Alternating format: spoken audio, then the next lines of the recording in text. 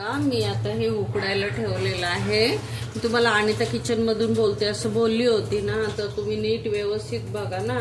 तुम्हाला सांगितल्याप्रमाणे तुम्ही त्याचा अभ्यास जर केला तर तुम्हाला खायला खूप आवडेल.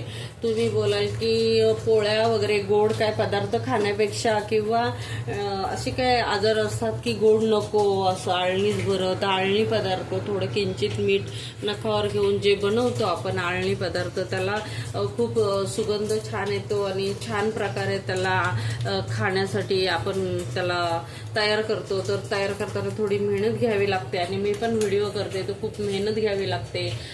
तसंच मी तुम्हाला सांगत आहे, ह्या मेहनतीप्रमाणे तुम्ही मला सबस्क्राईब करा.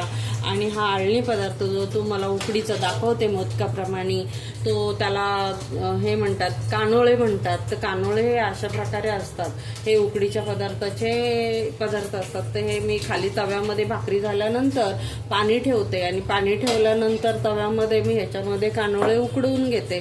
ते बघा कसं मी उकडते ते. त्याच्यावरती झाकण मस्तपैकी तव्यावरती ठेवलेलं आहे, जाळी ठेवली, त्याला तेल लावलं, मग त्याच्यावरती ते लावून मग जाळीला जी आपलं भांडं असतं जाळीचं त्याला स्टीलचं, त्याला तेल लावायचं, त्याच्यावरती ते कानोळे ठेवायचे मोदकाप्रमाणे आणि मग झाकून त्याला वाफेवरती 5 मिनिट, फक्त 5 मिनिटांनी मी तुम्हाला परत दाखवते कसे झाले ते. ओके.